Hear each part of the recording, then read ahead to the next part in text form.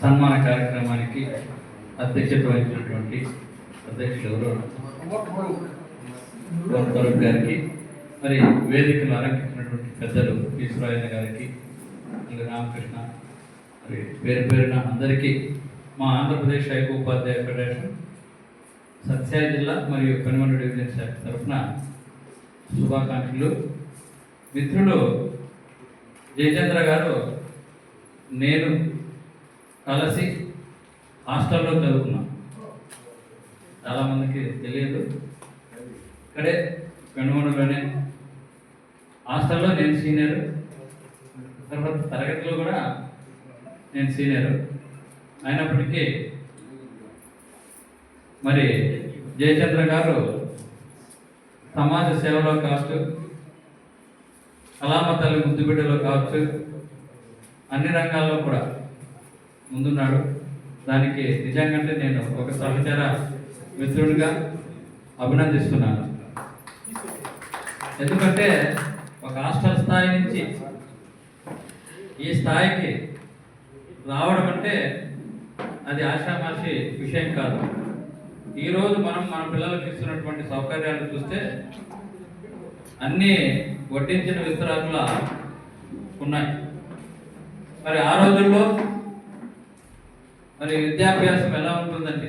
అలాంటి పరిస్థితుల నుంచి పైకి వచ్చి మరి ఒక కవిగా, ఒక ఉపాధ్యాయుడిగా, సామాజిక కార్యకర్తగా పెనుగొండలో ఏ కార్యక్రమం జరిగినా నేనున్నాను అని ముందుండి సమాజ సేవలో, పెనుగొండ అభివృద్ధిలో మరి ముందున్నాడంటే నిజంగా అంత ఆషామాషి విషయం కాదు.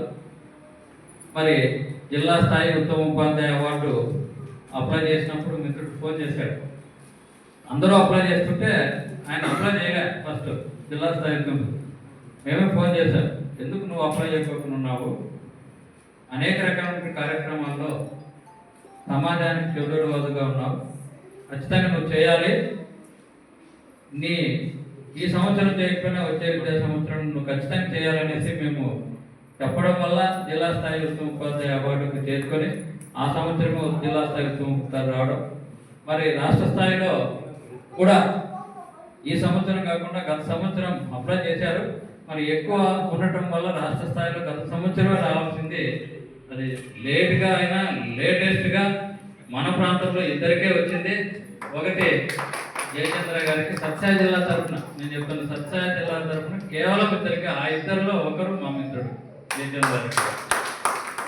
నిజంగా చాలా గర్విస్తున్నాం, మనం అందరం కూడా చాలా గర్విస్తున్నాం. ఆయనకి అవార్డు వచ్చిందంటే మనకు అవార్డు వచ్చినట్టే, ఏదైతే కాదు.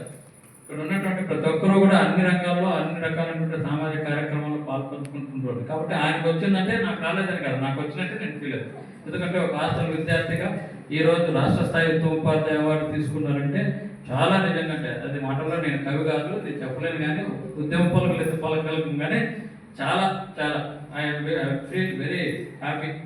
మరి అదేవిధంగా భవిష్యత్తులో కూడా జాతీయ స్థాయిలో ఉత్తమ ఉపాధ్యాయ అవార్డుకు అప్లై చేయాలని, ఖచ్చితంగా అప్లై చేయాలని. ఎందుకంటే మన ప్రాంతంలో ఎన్ని రంగాల్లో విశేషమైన కృషి చేస్తూ ఉపాధ్యాయ వృత్తిని కొనసాగిస్తూ మరి ఈ రకంగా ఉన్నారంటే ఎవరు లేరు. కాబట్టి ఖచ్చితంగా అప్లై చేయాలి, వస్తుంది కూడాను. ఒక సంవత్సరం రాకపోతే రెండో సంవత్సరం నుంచి జాతీయ ఉత్తమ ఉపాధ్యాయ అవార్డుగా మేము చూడాలని కోరుకుంటూ, అదేవిధంగా నీకు బాధ్యత కూడా పెరిగింది. ఈరోజు జిల్లా స్థాయి ఉత్తమ ఉపాధ్యాయ అవార్డు వచ్చినప్పుడు కానీ, రాష్ట్ర స్థాయి ఉత్తమ ఉపాధ్యాయ అవార్డు వచ్చినప్పుడు మన బాధ్యతలు పెరుగుతుంటాయి. ఒక అవార్డు మన బాధ్యతలు పెంచుకోవాలి. ఆ రకంగా ఇటు విద్యార్థులకు కావచ్చు, ఇటు సమాజానికి కావచ్చు, నువ్వు ముందుండి విద్యార్థి లోకానికి ఒక దిక్సూచిగా, ఉపాధ్యాయ లోకానికి ఒక దిక్సూచిగా మారాలని, ఇంకా నీ బాధ్యతను పెంచుకొని ఉపాధ్యాయ వృత్తికి సేవ చేయాలని, అదేవిధంగా మన పెనుగొండ ప్రాంతానికి కూడా ఇంకా ఎక్కువ సేవ చేసే కార్యక్రమంలో ముందుండాలని కోరుకుంటూ, ఈ అవకాశం ఇచ్చినటువంటి పెద్దలందరికీ పేరు పేరున మా యూటీఎఫ్ పక్షాన ఉద్యమాభివందనాలు మరి అభినందనలు, ధన్యవాదాలు. Thank you.